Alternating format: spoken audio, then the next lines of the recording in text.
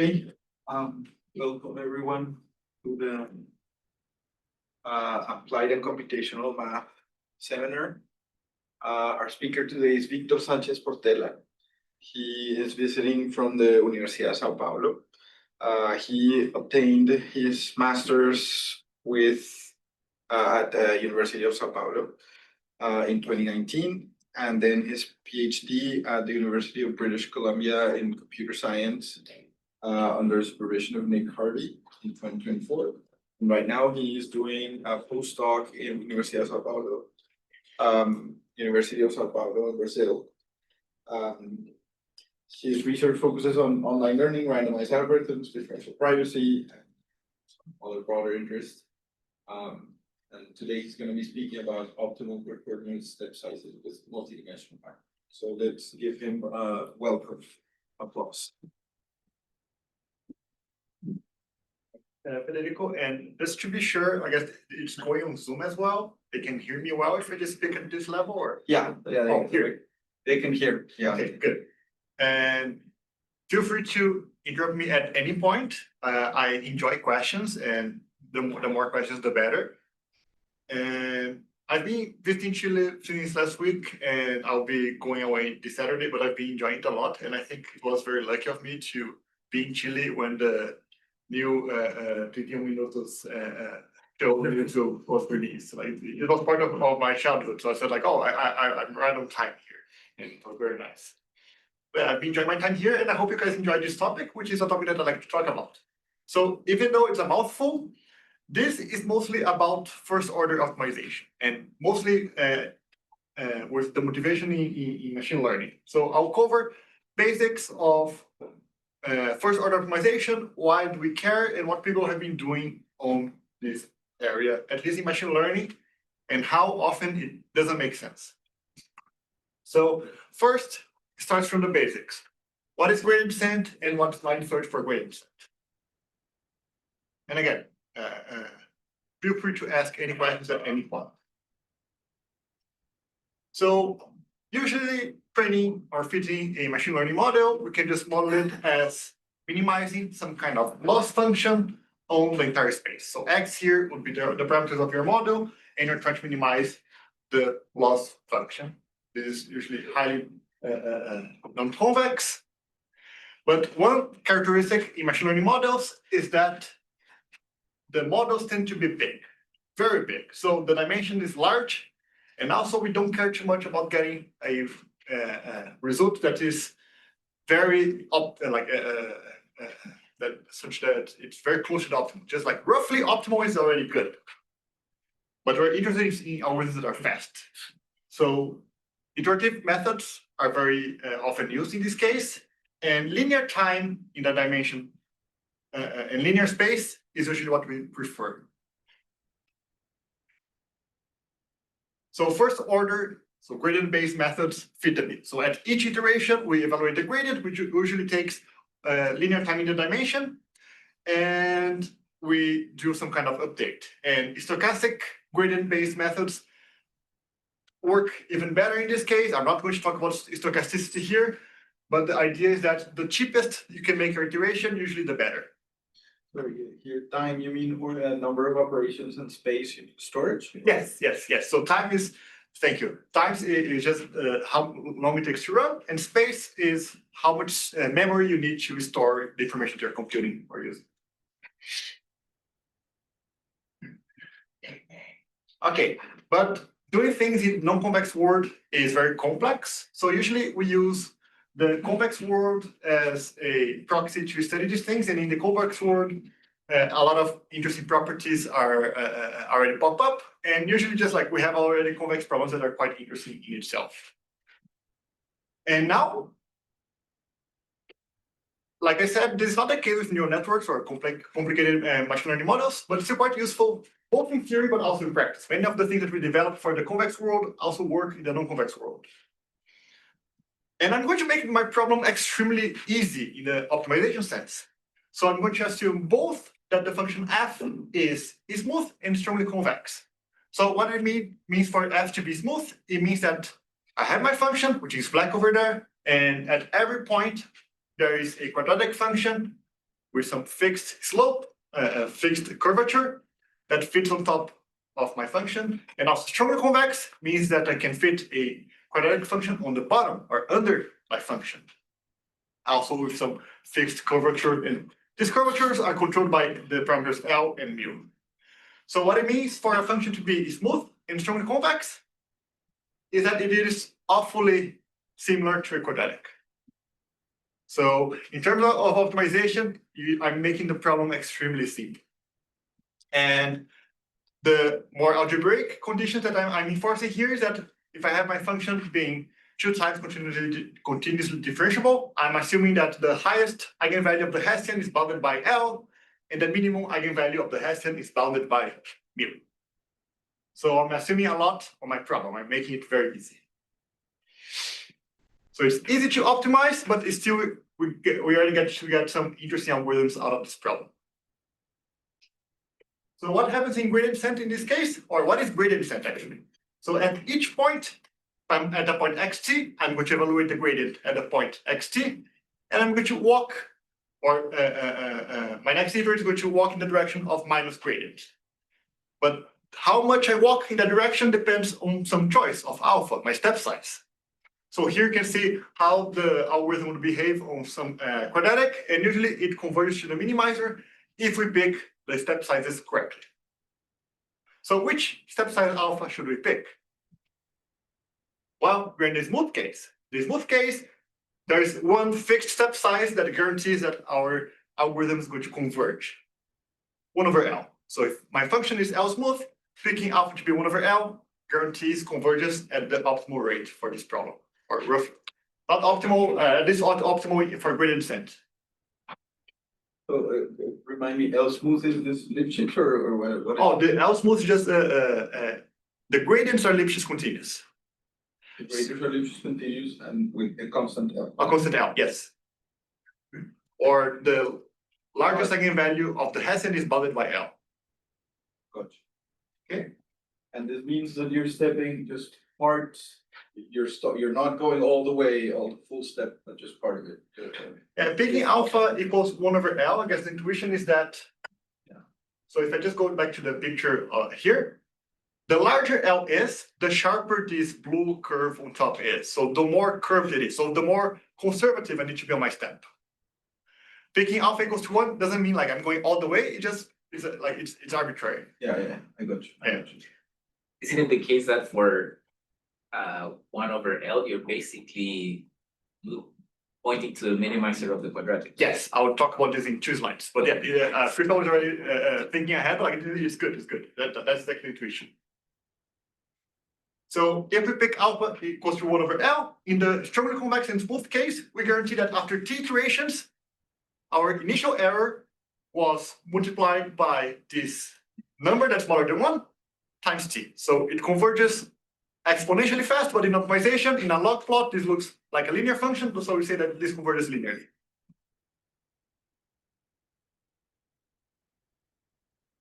So if I look at what I'll consider the condition number of my function, which is just the ratio of the bound on the topest eigenvalue or the largest eigenvalue divided by the bound on the lowest eigenvalue. This is just the convergence rate depends on my condition number, and condition number big means hard function to optimize. Even in this easy case, you can have easier to minimize and harder to minimize function.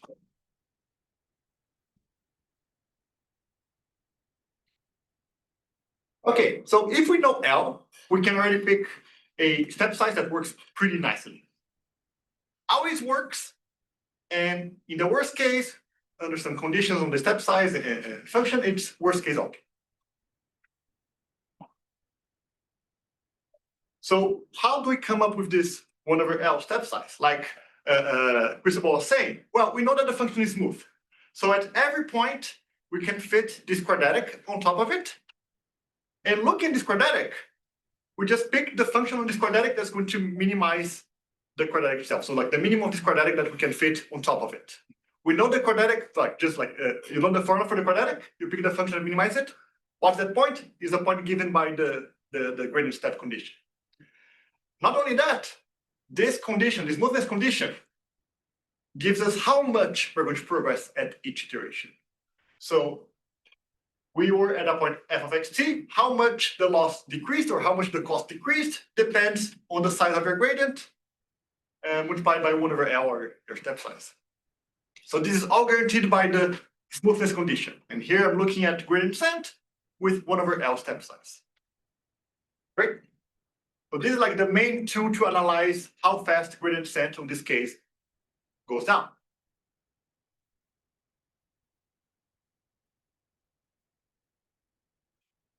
But then the question is, what if I don't know L? If I know that my function is strongly convex, I know that my function is smooth, but I have no idea what L is. I could guess something that's not too great, but then I would not get my optimal convergence rate for this problem.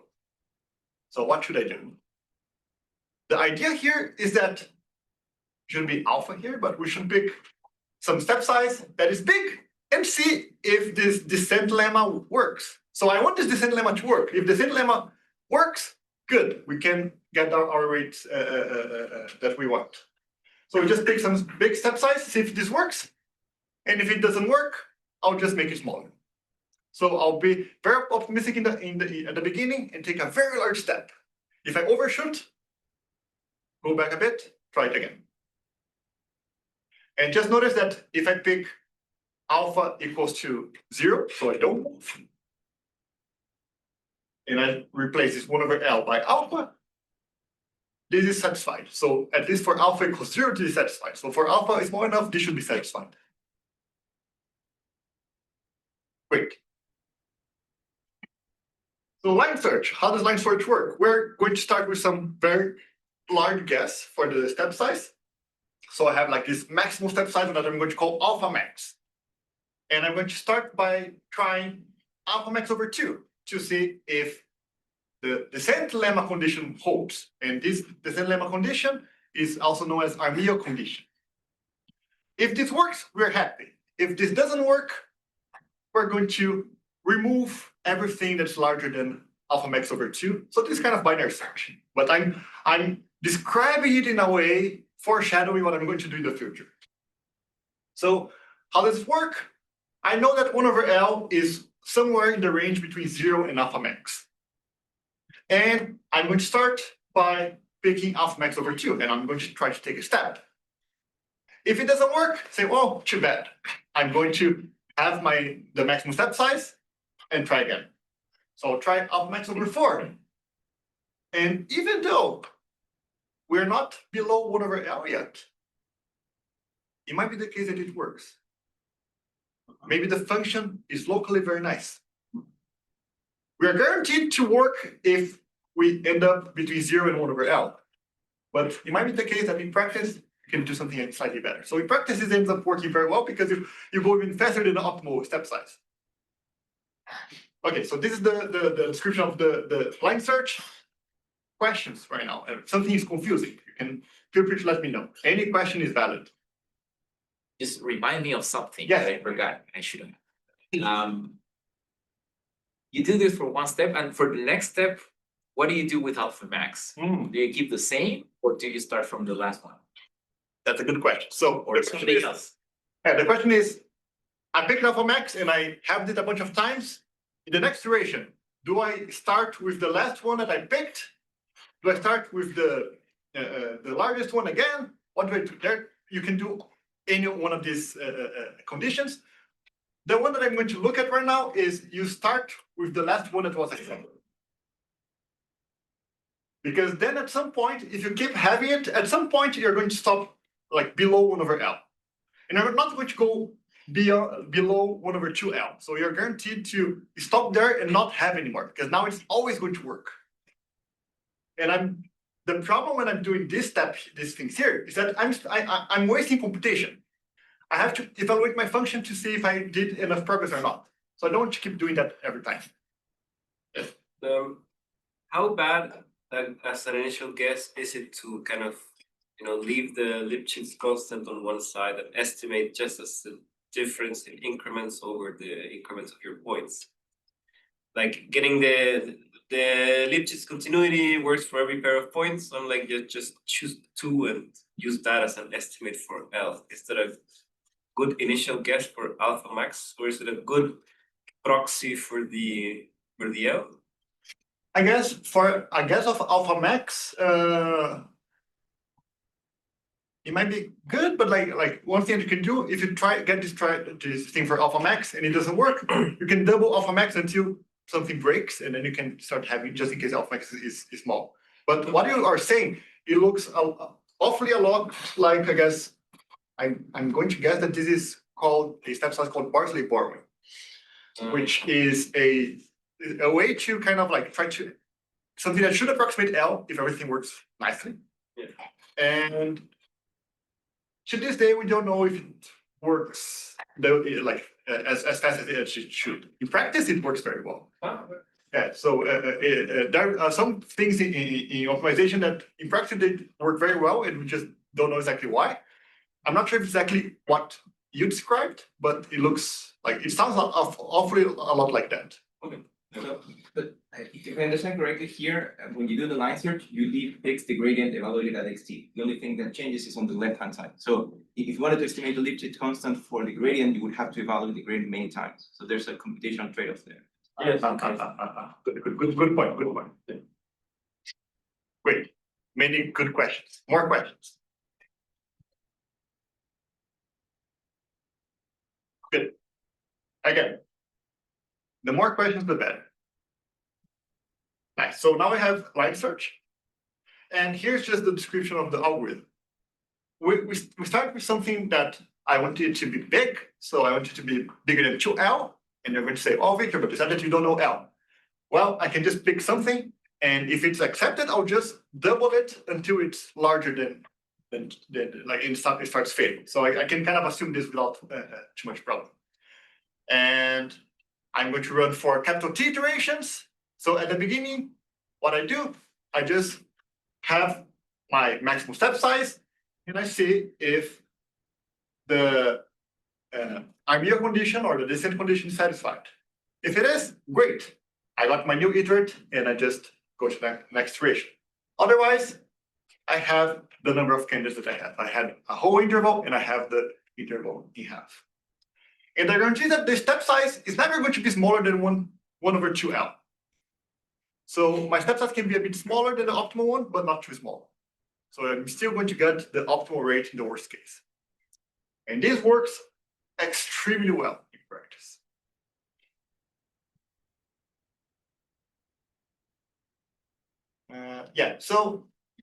But inline search, the best that you can do for different problems, and usually you can do, like, the problem with line search or just gradient descent is that we're walking in the direction of the gradient, but sometimes the gradient is not the best direction.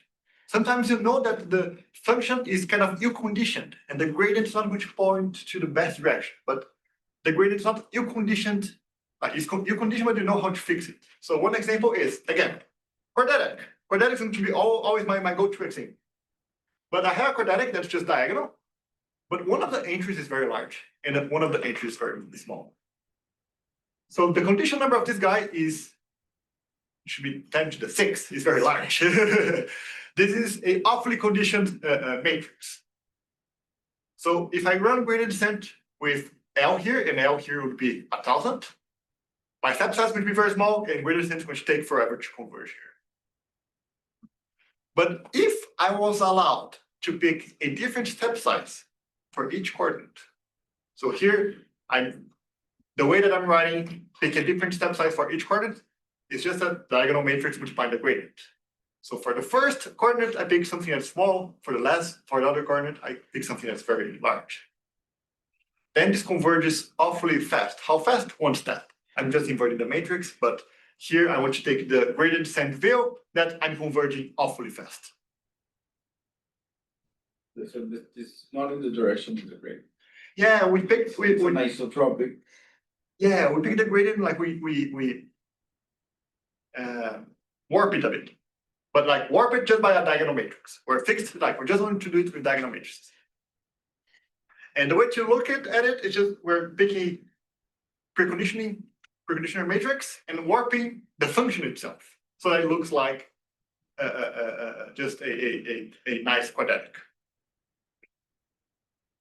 And now the big question is, can we find a good preconditioner P automatically? So like line search did. And what people would say in machine learning is, can we do an optimization method that adapts to the function f? This sounds like, is the question clear enough? I know that I haven't done like a formal question, but like this is the high level idea. Great, so this question leads us to the world of adaptive optimization methods. And that's where things start to break down. Because what does adaptive mean? What does it mean to adapt to the function? It gets a bit complicated. So let's see how things go. I guess when I'm talking about doing gradient descent, but with a matrix preconditioning everything, the people from applied math, first thing they think of, second order methods, Newton's method. So in this case, what do you pick? You pick the preconditioner to be the Hessian at your current point. So it's actually a great choice, or it should be, yeah, I guess, just to keep notation consistent. This shouldn't be the preconditioner P, this should be like the inverse of the preconditioner, so that the Newton's method is using the inverse of the Hessian. And picking the preconditioner as just Hessian, so we are using as step size the inverse of the Hessian, is usually a great preconditioner. It works very, very well. So intuitively, if we pick something that looks like the Hessian, it should also help, and it does help. Quasi-Newton methods, BFGS, all these things that people know are actually quite good. They're quite great. And they achieve conversion that's faster than linear. It's extremely fast if I know that I'm close to the optimum. If I'm close enough to the optimum, these things are going to jump to the optimum very fast. Newton by itself, if you're not close to the optimum, might just go away. It just runs away, never converges to the optimum. You can truncate it, fix it to prevent it from running away. So using step size or truncating it to avoid it from exploding, we can always ensure that it's going to converge from X star. But if we start too far away from the optimal point, when we're far, we're going to guarantee a linear convergence, but the condition number is squared. So far from the optimal, theoretically, Newton's method is slightly slower than gradient descent. When you get close enough, you're going to jump to the optimum, that's fine. But in theory, when you're far, this happens. And also there's another thing that I want to avoid from Newton's method is that the Hessian needs to be computed or approximated, and this can be expensive, or maybe you're just interested in the theoretical question of what can I do without looking at the Hessian. Right? I don't want to compute second derivatives. I only did like calculus 1. Something like this.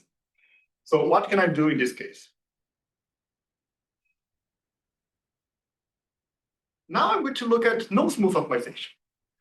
Non-smooth optimization would be a nice kind of toy problem or surrogate for some of these adaptive optimization problems. So what you can think of when I talk about non-smooth is minimizing the absolute value function, or minimizing the L1 norm, but I can have different slopes on different coordinates. So as in multidimensional, you can see it's just like a diamond or something like this. And I want to get nice gradient descent methods to optimize these kind of functions. In this case, I cannot pick gradient descent with a fixed step size. If I have a fixed step size and I'm very close to the optimum, I'm going to jump around the optimum non-stop. So the step size needs to decrease, but the thing is how fast we need to decrease. Can we learn how to decrease the step size on the fly so that we don't need to pick something beforehand? So it turns out that online learning kind of is a nice way to look at these non-smooth optimization problems. And they developed a nice way to learn this preconditioner on the fly. So we're looking, again, this should be inverse of P. But we're picking here, so the current point, the next point, which would be current point minus gradient times some preconditioner. And yeah. So there's a famous algorithm in online learning called AdaGrad. So what does eta grad do? You look at the gradients that you saw so far, and you compute this rank one versions of your gradients, and you compute this large matrix. It's just like all the rank ones summed together. I told you that I want to look at diagonal preconditioners, so I'm just going to look at the diagonal of this matrix and take the square root. And this is in a way, so I have the inverse here, so this is right. So this is the actual step size that eta grad is using. And the conversion guarantees that we get from this are very nice. It tells us that we adapt to the function itself in the sense that if these gradients are small, so in the non-smooth case, having small gradients means that the function is very flat. This is going to converge fast. If the function is very steep, this is still going to converge kind of to the optimal speed, but it's going to adapt to how hard the function is. Yes. So related to what you're saying, but in that sum, the gradients that contribute the most are the ones when you're farther away from the optimum, because those are the larger gradients, right? Or for smooth optimization, yes. For no smooth optimization, this doesn't hold anymore. And this was, that's the main point. This was created with online learning or no smooth optimization in mind, where you don't have this thing of like being close to the optimum means that the gradient is small. But it's surprising that recently it was proved that this thing converges at the asymptotically optimal rate, even in smooth and strongly convex functions. Even though it was designed in mind with the non-smooth case. But yeah, that's perfect intuition. So at least linear rate in classical convex optimization, and it was proved later than when eta grad was created. But online learning was created in this like adversarial setting. Online learning is a place where the world hates you. The function changes so that it tries to maximize how much loss you suffer. So eta grad has to be conservative to have any guarantees in this case. And also, some people say, oh, this approximates the Hessian. BS. It doesn't approximate the Hessian. It does approximate the Hessian in some cases. It seems to approximate the Hessian for some neural networks. But in general, it's not true that summing the rank one updates of your gradients is going to give you the Hessian. So the thing is that since this guy ends up being too conservative, if you try to run this in practice, it's going to go at a slower rate. Asymptotically, you attain the optimal rate, but in practice, it's quite slow.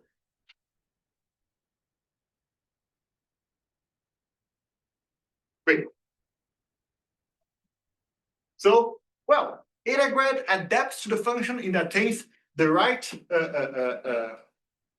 asymptotic guarantees, but it's too conservative. The step size becomes small too fast. So I can try to fix it. Say like, well, if the step size goes up too fast, and I know that in smooth and strongly convex optimization, having fixed step size works, I'm going to just renormalize my step size so that my step size is roughly a constant. It just changes a bit depending on the gradients that I've seen recently. And that's the intuition of many of the fixes that we see. Adam was maybe the most famous one. RMS prop is another alternative. RMS prop kind of like came before Adam, and Adam was inspired by RMS prop. RMS prop looks like eta grad. RMS prop, if you look at the original source of RMS prop, is a set of slides. And the slides have 5,000 citations nowadays. So it's a bit messy. And you can see here, when I said that eta grad can be a bit pessimistic or a bit conservative. Eta grad at first, so like here, the blue line is gradient centric line search. LBFGS just jumps down. We're close enough to the optimum that it just jumps down. LBFGS, I'm not going to say that LBFGS is bad. It's great. But eta grad, it starts with the step size being too big, it jumps up. But then, like I said, the gradients are going to be large, the step size is going to plummet. And then it's going to stall. The step size is going to become very small. Asymptotically, it might converge linearly, but it's very asymptotic. I'm surprised that diagonal eta grad is performing worse than scalar eta grad. I mean, what's the instance, by the way? Quadratic. So quadratic. Oh, okay. Perhaps It's either quadratic or just like logistic regression, one of those two. Like it's a very simple function. I think it's logistic regression in this case, or linear regression. But yeah, diagonal integral ends up performing a bit worse in this case just because the step size goes down faster. That's kind of the intuition. Okay, but there are these fixes. So how does these fixes work? They say, well, I'm going to keep this matrix G of t, which is just the rank 1 updates, but I'm going to do a weighted average. And I'm then going to be my preconditioners are going to be just graded at the matrix minus by half. So this is kind of, like you said, the gradients that we saw at the beginning can be very large, so we're going to give more importance to the gradients that we saw later. And here rho is chosen as a constant throughout. In practice, people do crazy things, but usually it's a constant, yes. This looks a whole lot like this variance reduction. But you're applying it to the preconditioner here rather than Yes. the gradients themselves. Yes, yes. So it can look like variance reduction. I guess variance reduction, we have this, we're trying to deal with stochasticity. Here, I guess the intuition is a bit different, but I guess maybe there's a similar intuition holds. But it's like, yeah, that's not absurd. This looks reasonable. And Adam does something similar, but adds momentum. That's kind of what Adam does. Things sound reasonable, but they're not that reasonable because we don't know if this converges. We know that this Adam does not converge in simple convex functions. People had to fix Adam to converge in simple convex functions, even though it works very well in practice. So fixing eta grad. I like what Francesco Arbona is a researcher in online learning, and he has this quote on his survey.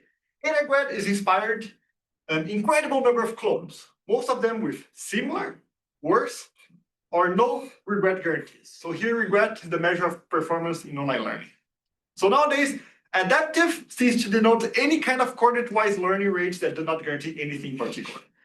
So we don't know why they work, we don't have any guarantees, we don't know what adaptive means. And there's a tweet.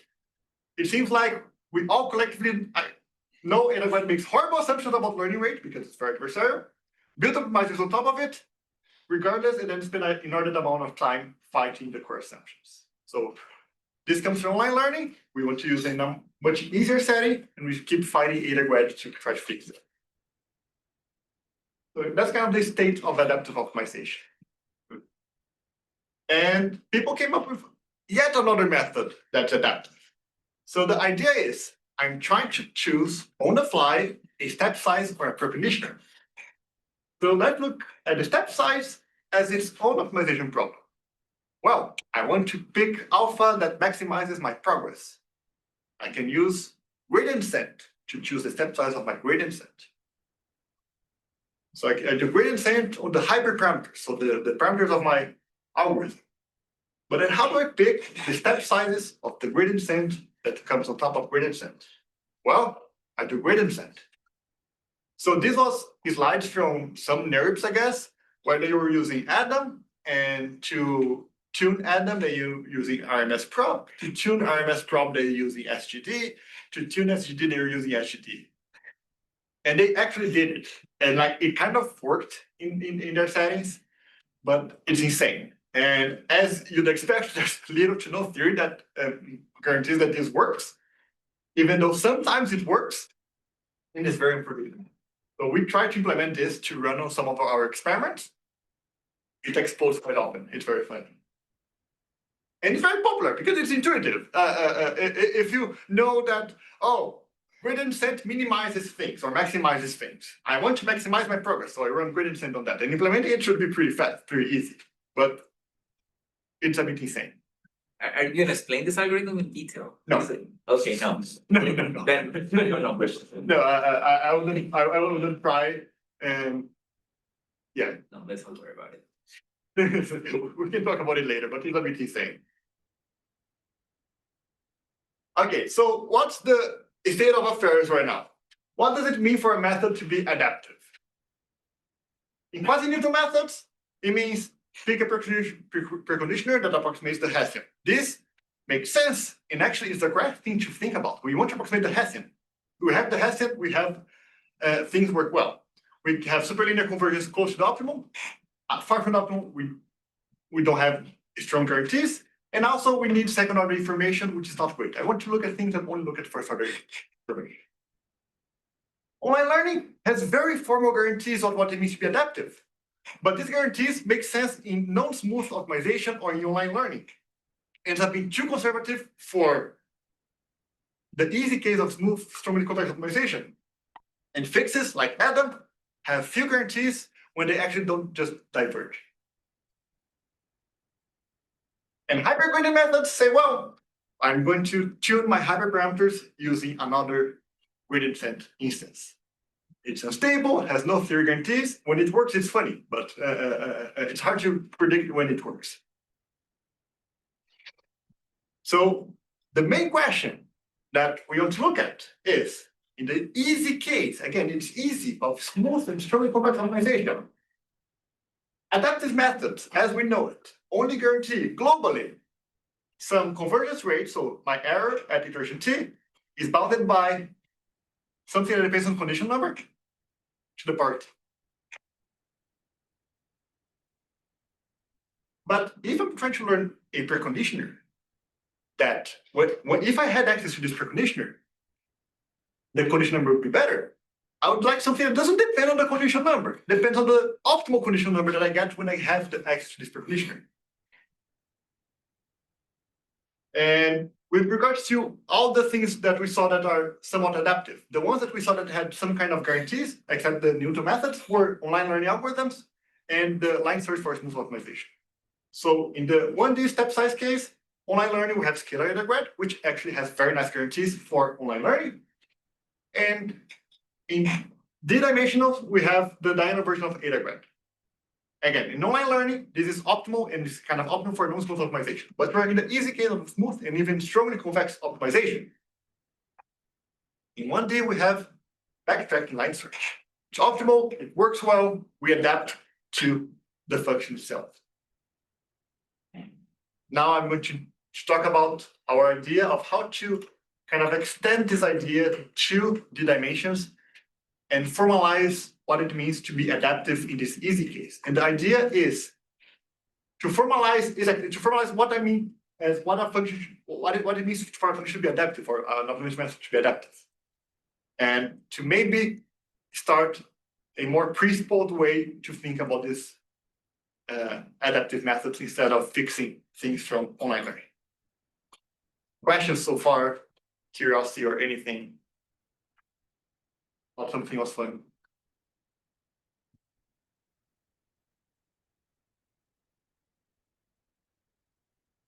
How much better you can expect to perform, you think? That's a great question. So at first, that's the problem. We need to define what is the optimal thing to do. What's the optimal that we want to approximate, and then how far we are from the optimal thing that we want to approximate. Like, what's the best rate that we should expect here? That's 1 over square root of kappa. Right? That's 1 over square root of kappa, but this you get from acceleration. And sometimes square root of kappa is nice, but what if in that case that I showed first, where you had this very nice preconditioner that allowed you to progress in 1 step? So there is a preconditioner that allows you to converge in 1 step. Square root kappa is very far from 1 step. So acceleration is kind of like is a different way to think about acceleration. Here, I'm trying to compete with the best preconditioner that exists, but I don't know which. And that's the idea of instead of line search, we're going to think about preconditioner search. So when I was talking about line search, the main idea was I want to get from my range of candidates the biggest step size that still guarantees progress that I can analyze gradient descent. If I try to extend this idea to matrices or just diagonal matrices, I want the biggest preconditioner that guarantees some progress. I cannot compare vectors or matrices in total order. I need to formalize what I mean by the best preconditioner, the largest preconditioner here. So here I'm going to go back to the Hessian conditions that we're looking at. So the function is L smooth and mu strongly convex. It means that the Hessian has upper bound of L and lower bound of mu on the eigenvalues. We can write it in this matrix notation. And I'm just going to normalize things.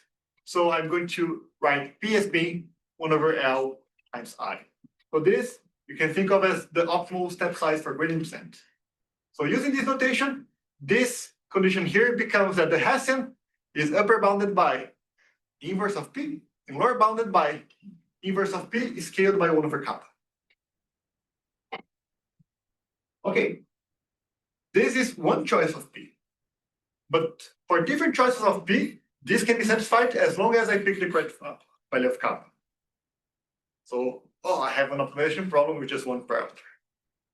So I'm going to say that the optimal diagonal preconditioner is the matrix, and I'm going to restrict only to diagonal matrices that satisfies this with the best possible kappa star.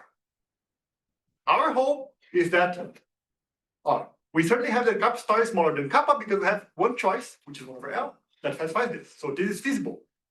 But our hope is that kappa star is much, much smaller than kappa. So in the case where kappa star is better than squared kappa, sure. But if it's not, then like acceleration will perform better. Yes. So one question. So what are you assuming that you know to make this decision? Only the gradient at the point itself, or something else?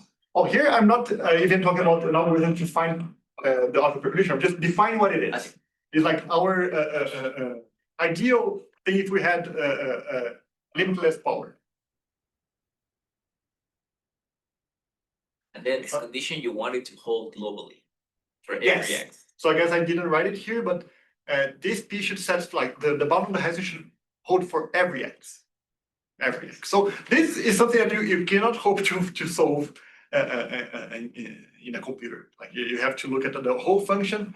And if you have access to the Hessian, maybe you can do an SDP to find it. And like for a quadratic, this is just the Hessian, which is a fixed matrix. You can try to solve it. But My point is for fixed x, the answer is kappa star equals 1. oh, okay, fair enough. For fixed x, you can just put P equals Hessian. Inverse Hessian. Yeah, you want this to hold for all x. Yes. Good. Yeah, I guess here I had the for all x. So I would find P star and kappa star that minimizes kappa such that the matrix is positive definite, diagonal, and satisfies these inequalities for all x. So if I were to interpret each one of these bounds, having the Hessian being upper bounded by P inverse means that if I make a gradient step using P as a preconditioner, the progress is going to be proportional to the norm or the size of the gradient measured in the P norm. So I get the norm and I just put in the inner product the matrix P in the middle. So the upper bound guarantees that when I take this gradient step, preconditional gradient step, I get the expected progress. But I also want P to lower bound the Hessian here, P inverse to lower bound the Hessian, which means that the gradient norm when measured in P is going to be large. So that we have to guarantee that the gradient norm is going to be lower bounded by how far you are from the optimal times 1 over kappa. So this means that if I'm far from the optimal, I'm going to make a lot of progress. So these two things together allow you to say that you're going to converge at a speed of 1 over kappa star. Yes. Well, I want this to hold for all x. So maybe you can formulate a P at each iteration and it's gonna be very good. Perfect question. So I could make something local, but I want to define a fixed step size or fixed preconditioner with respect to which I want to compete against. So for, like Cristobal was saying, for each specific step, I could just pick the Hessian itself, which is Newton method, but like I don't want to compute Hessian, so I want to compete against this fixed matrix that actually works for the whole function. Maybe you could change it for something that's local, so like you want some P that works for my current iterate. But here I'm just defining the fixed one that works. I want one that works for every point, so that I don't need to care about the Hessian.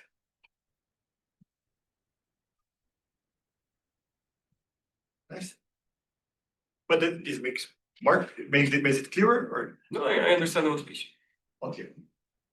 Well, it's a great question because the locality things which play a role afterwards. So like you have the right intuition.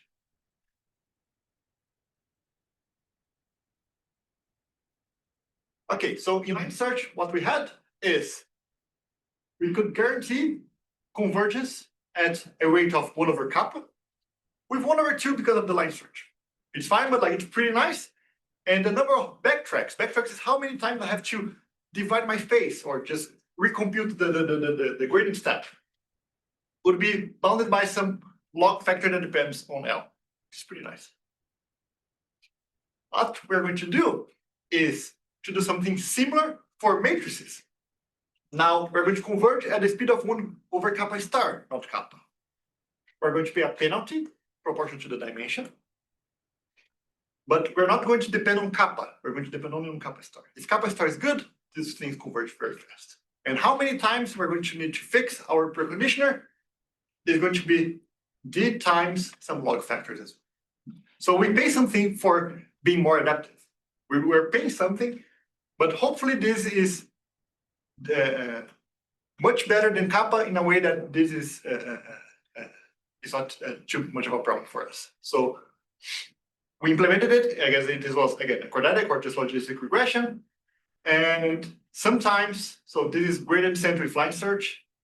And in this problem, we could compute P star, just throw it into a semi-definite solver and pick the best P star and see how fast it converges. And again, it's a fixed preconditioner, so it doesn't care better where you are, you're always using the same. But now using these adaptive methods that we design, you converge faster than gradient descent, but maybe a bit slower than P star. But then there's this alternative version here that manages to go faster than the optimum. Remember when I said that line search sometimes go fast? That's the same idea here, because this one is exploiting locality. And we're going to go over the details a bit. Sorry, what are the box and B and ellipsoid? Oh yeah, this we're going to use this cutting plane method, and box and ellipsoid is just like what kind of object are we using to use the cutting plane method? So this is going to become clear later, but that's a good question. How does this plot look in terms of running time? Because there's subroutines, right? The box and ellipsoid one, I guess you're using here. Even though when I say cutting planes, people shiver. It's like, oh yeah, it's like 2 or 3 vector operations. Okay. And extra. So like the gradient completion. evaluations is similar to. Yes. We So did the plot process like running. running time, and it's kind of the same, just like yeah. Great. Okay, so I've been foreshadowing multidimensional backtracking for a long time. How does it work? The idea is to go back to the line search idea that I was talking about. So we start with a large interval of possible step sizes. I try the middle one. If it works, great. If it doesn't work, I cut out half of the space. I say, well, what if instead of an interval, I have a box full of vectors that are going to be my diagonals, or just full of diagonal matrices. And I want to pick the middle matrix and cut out half of the space. So we have some candidate preconditioner space S. So let's say diagonals in some box. Some test if some preconditioner in that space makes enough progress. So we test if when we use that preconditioner, we make progress proportional to the norm measured with respect to P. And again, this norm is just gradient, P gradient. And if this fails, I cut out everything that is bigger than P. And of course, bigger than P has a meaning here. But this is not what we want to do. And why? Well, it might be obvious, but we can just look at a picture. In the interval, cutting everything that's bigger would cut half of the space. In a 2-dimensional box, cutting everything that's bigger than P would be just this corner. So it cut just a bit of the space. So cutting in 3 dimensionals would be like a small cube. So this goes down exponentially with dimension. So this is like a silly idea, it doesn't work. But we still want to do something similar. Like that's the main slide where we managed, like, we started to make progress. And just as a, see, yeah. So that's, I guess, the main idea of the algorithm. If P does not give you sufficient progress, what preconditions can be thrown out? And that's when we're going to use convexity. So line search works even for non-convex functions. Here I'm going to use convexity. So I know that all matrices that are bigger than P are actually not going to work, but this is too weak of a condition. So what I'm going to look at, I'm going to look at this function H, that's a function of matrices, which is just how much progress I make.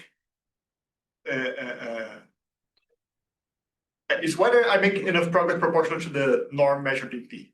So if the Armia condition is not satisfied, this means that this function is positive. High convexity. This is just some gradient inequality. The value of this function at any point is lower bounded by this hyperplane. This hyperplane at P. And if P is the current point that I'm trying,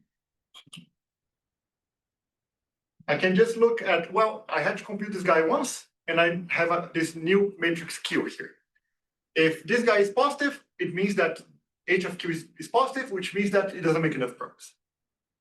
So instead of looking at H itself, if I have one gradient of H, I'm going to look at the hyperplane and look at everyone that's on the other side of the hyperplane and remove everyone that's invalid. Yes. Why is H convex? Because F is convex. I'm concerned about the P inverse inside, and just like perhaps there's like a simple fact that tells me. Like if it were P, I'm happy. No, but even though we have P inverse here, this is You have then a linear transformation. yeah. But we can go through the calculator. Like this is going to be convex. Just see if F is convex, this is going to be convex. Okay. Okay. Yeah. Okay. Thanks. Fine. Okay. So this is a separated hyperplane, and P is something that is invalid. So like if we pick something a P that's invalid, P will end up in this wrong side of the hyperplane. This is also going to be positive for P. But we're not going to remove P or things that are larger than P. We're going to remove everyone that is on the other side of the hyperplane. So as a picture, you pick the matrix P. And instead of removing everyone that's larger than P, so this box is all your possible preconditioners. You're going to remove everyone that is in this other side of the hyperplane. And I guess here's your answer. There's a time. There's no inverse. Sorry, yeah. Okay, now it's easier to say that this should be convex. Yes. So this is the hyperplane that's induced by this function. And I don't have the formula here, but you don't need to do crazy things. It just depends on the gradient of f and the function value. And so this is the main picture. We have a set of matrices that always makes progress, and we have the golden matrix that's like our optimal one, and we pick something that's outside of this set. We want to remove a lot of things. Instead of removing everything that's bigger, we have a separated hyperplane that removes some things that are guaranteed to be bad. So this is just the box case, two-dimensional case. We have like just two entries, and we pick something in the middle. If it fails, say, well, we're going to pick this. We're going to get this separated hyperplane. Below the hyperplane, we are guaranteed that the set of matrices that work is somewhere in there. Everything that's above, we can remove. But I cannot keep cutting this thing, or it's going to become a very weird polytope. So I want to get the smallest box that contains the set of possibly still valid candidates. So I pick the smallest box that fits in there and keep going on. Now, the thing is that we need to pick a matrix P that's close enough to the origin that ensures that we're going to cut enough of the box every time that we cut here. Otherwise, if it's too close to like the biggest or the best matrix in the candidate space, we're not going to remove anything. That's similar to the step size case. In this case here, we need to get the best matrix, so the matrix that like has all the largest. Bring it all the way to an upper, like 1 over dimension. So this is quite annoying, and this is going to lead to a suboptimal convergence rate. But boxes are annoying in high dimensions. So instead of having a box of candidate preconditioners, we have ellipsoids of candidate preconditioners.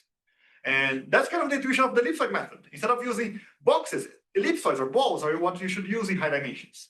So we have some set of candidate preconditioners. We pick some point inside.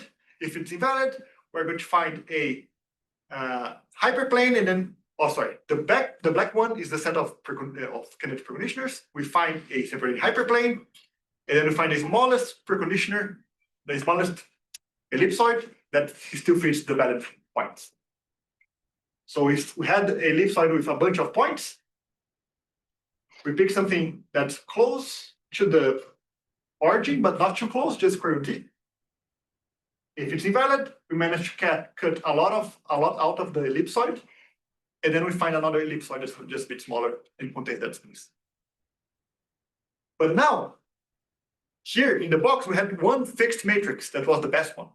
Here in the ellipsoid, for your current gradient, you always have a different p that maximizes your current step. So that's where locality comes into play. With the ellipsoid, when you look at your candidate preconditioners, you pick the current p to depend on your current gradient. And this allows you to go faster in practice, even though the worst case guarantees are still the same. I'm going a bit fast just because I don't have any time anymore. We can talk about this later. But when I say ellipsoid method, again, people shiver. Like, oh, this is very, very, very expensive, very hard. I never teach it in my undergrad courses. But this is a very easy case of the ellipsoid method because everything is symmetric. We're looking only at diagonal matrices. So by using symmetry, this becomes a very simple subroutine. It's like 2 or 3 vector additions and multiplications. It's very, very nice. So all of the time per iteration is being a bit pessimistic here. It would be like 2 or 3 lines in Python. And the current point is always 1 over square root d away from the boundary, and this 1 over square root d is what gives you the 1 over square root d penalty. Okay, I promise that I'm finishing in 1 minute. So these are just experiments where we run ellipsoid, we run like other heuristics like diagonal Hessian. So we compute the Hessian values plus a line search, and sometimes we manage to be competitive.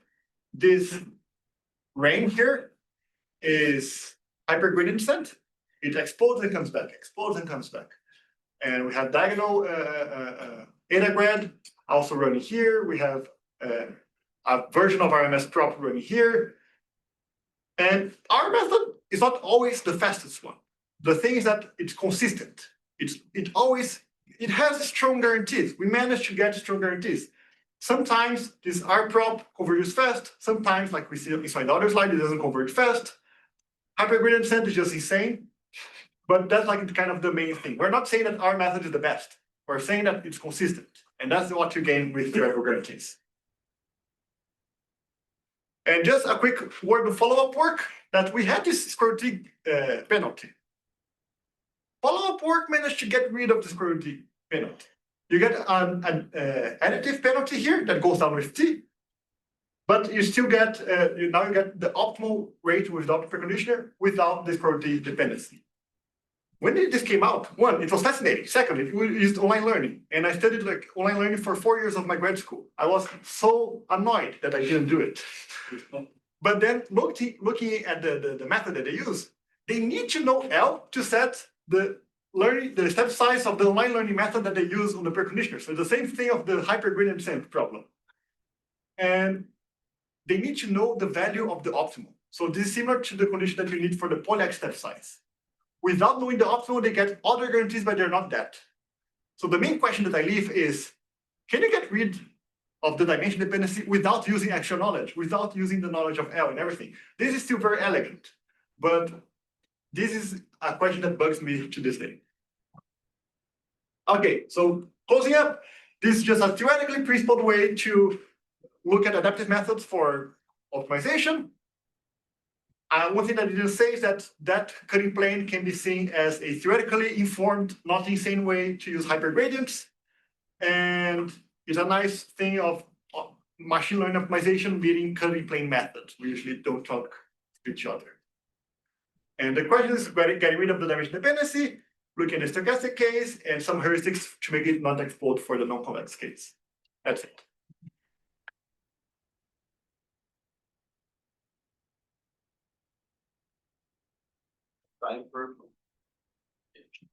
So I'm surprised that the bound that you have doesn't depend on any property of f, in the sense that I would expect that your method has a lot more improvement if your function is kind of separable in variables, like when you have the geometry aligned with the axis. Whereas if you have something where all the variables are mixed, then you should have like a more modest improvement there, perhaps. So how does that play a role in your bounds? Perfect question. And I guess it depends on kappa star. Kappa star depends on the function. I see. So like if your function is something like no diagonal permutation can help you, so it's like it's very mixed, Right. then kappa star is kappa, and you don't get it's actually worse than gradient descent. So it can get worse. And here you could say like, oh, this is similar to gradient descent, but this penalty is annoying and but yeah, it depends on kappa star. Excellent question. Do you know if the P you compute is maybe it's positive definite? It's positive definite just because we're looking only at diagonal matrices and the Because fact a negative, it's restricted somewhere. we restricted purposefully only on positive matrices. And that's how everything is symmetric, because now I'm only looking at the positive orthant, and I can just symmetrize everything, and this makes my ellipsoid method super simple. If I were to use things that could be negative, it could be like something crazy. The ellipsoid method could be more expensive, but can you do something sensible? I'm not sure. I see, because something that we did at some point was to use spectrally equivalent preconditioner as you show for the P. In my setting, I think it was low as well. And you use that to approximate the inverse in the context of a BFGS method, because there you have like a good approximation, and then your function is convex. So you have your positive definite initial Hessian and a convex function. So you should have like guarantee of convergence as well. I think it's another perspective. Yeah, I guess we might. I might plug you after that. Like, I'm interested still in other perspectives, because getting rid of the dependence is one way to improve this thing. Another way to improve this thing is instead of having a dimension dependency, getting a kappa star squared here, as in the one BFGS gets far from optimal. So instead of depending on kappa star, that's something that I'm also interested in. So this would be more like, yeah, cool. So if you go back to the sub problem to choose P.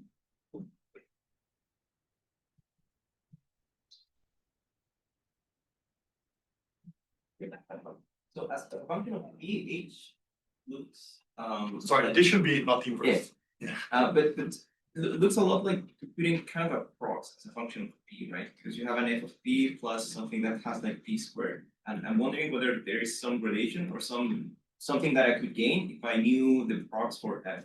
Oh, that's an excellent question. I'm not sure. I know like we only use the like this silly gradient inequality to get the separating hyperplane, and this is very loose depending on the function. And the nice thing is that this depends only on gradient of f and things like. So this is what you can look at being the hypergradient. Okay. But with a prox, maybe you could do something much better than just a hyperplane.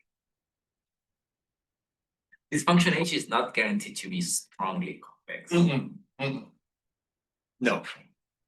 I mean, Because I mean, these coefficients of P, they're multiplying this.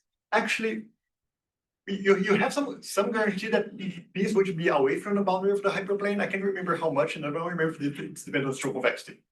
I mean, the strong convexity depends on the value of the gradient, though. Could be zero, could be whatever, like, yeah, I don't know. Yeah. Okay, let's give one final round of applause.